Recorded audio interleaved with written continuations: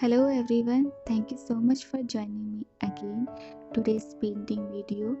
This video took almost an entire week to film, so I hope you guys enjoyed this hyper realistic painting. So guys, अगर आप oil painting की practice कर रहे हैं और एक स्टेज में आने के बाद अगर आप नेक्स्ट लेवल पे जाना चाहते हैं तो कुछ इम्पॉर्टेंट पॉइंट है जो आज मैं आप सबके साथ शेयर करूँगी और ये पॉइंट आपको हायर लेवल तक पहुँचने के लिए काफ़ी हेल्प रहेगा, तो वीडियो को एंड तक ज़रूर देखना। जब हम पेंटिंग के लिए कोई सब्जेक्ट ढूंढते हैं तो हम पिंटरेस्ट, गूगल, टम्बलर या फिर इंस्टाग्राम के पोस्ट को देख के इंस्पायर होके प्रैक्टिस करते हैं, और जब हम इस तरह के इमेजेस देखते हैं तो सोचते हैं ये बहुत टफ है, नहीं हो पाएगा। ऐसा बिल्कुल भी नहीं है गाइस, टफ कोई भी चीज़ नहीं होता है, हम बस सोच के उस टॉपिक को टफ बना देते हैं। कुछ सब्जेक्ट ऐसे हैं जो बहुत इजी होता है, जिसे हम थोड़ी सी प्रैक्टिस करके हम बना सकते हैं, पर कुछ सब्जेक्ट ऐसे होते हैं जो थोड़ा सा टफ होता है, उसको हमें डीपली प्रैक्टिस करना होता है, तो वो टफ सब्जेक्ट ही हमें चूज़ करना है, जिससे हमें सीखने को बहुत कुछ मिलेगा।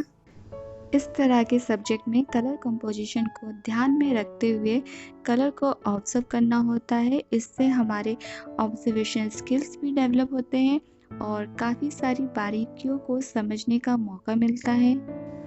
और इस सब्जेक्ट की ख़ास बात ये है कि हमें बहुत कुछ सीखने को मिलता है, क्योंकि हर एक जगह मैंने डिफरेंट कलर यूज़ किए हैं, और जब आप स्टार्ट करोगे पेंटिंग तो आपको खुद ही समझ आ जाएगा।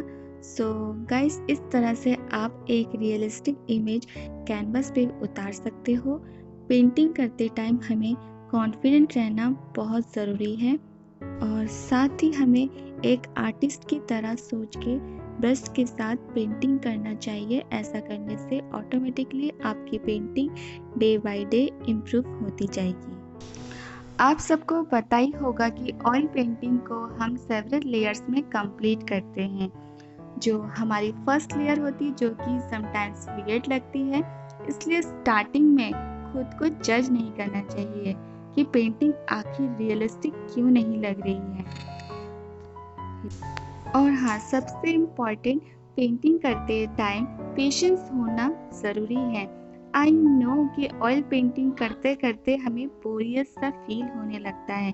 इन माई ओपिनियन, उस टाइम आप पेंटिंग को बंद करके आप अपना कोई सा भी फेवरेट, जो कि आपको टीवी देखना अच्छा लगता है तो टीवी देखिए, म्यूज़िक सुनना अच्छा लगे तो म्यूज़िक सुनिए, या आप अपने फैमिली या फ्रेंड्स से थोड़ी देर के लिए टाइम स्पेंड करिए, उसके बाद ही आप पेंटिंग स्टार्ट करें। ऐसा करने से आपकी पेंटिंग अच्छी ही बनेगी, नहीं तो बेमन से पेंटिंग या प्रेशर में आके पेंटिंग करने से आपकी पेंटिंग अच्छी नहीं बनेगी और सीधी लाइन के बजाय टेढ़ी लाइन हो जाएगी। इस पेंटिंग को मैंने 3 लेयर में कंप्लीट किया है, जो कि फर्स्ट लेयर ऑलमोस्ट कंप्लीट होने वाला है।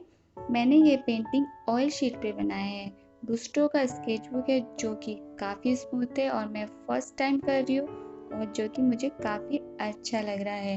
अगर आपका बजट कम है तो स्टार्टिंग टाइम में आप इस स्केच बुक का यूज़ कर सकते हैं। और हाँ, मटेरियल लिस्ट भी मैं डिस्क्रिप्शन बॉक्स में डाल दूँगी, आप जाके वहाँ चेकआउट कर सकते हैं। सो गाइस, वीडियो को एंड तक ज़रूर देखना, और अगर आपको आज का वीडियो अच्छा लगा तो लाइक, शेयर, सब्सक्राइब करना मत भूलना। जितना